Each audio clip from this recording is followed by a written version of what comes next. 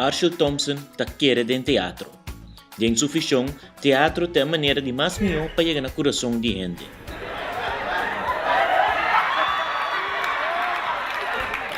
Em sua obra de teatro, E Antiano Sunu, esta conta tocante sua juventude na Corsau. E a vida duro na Holanda.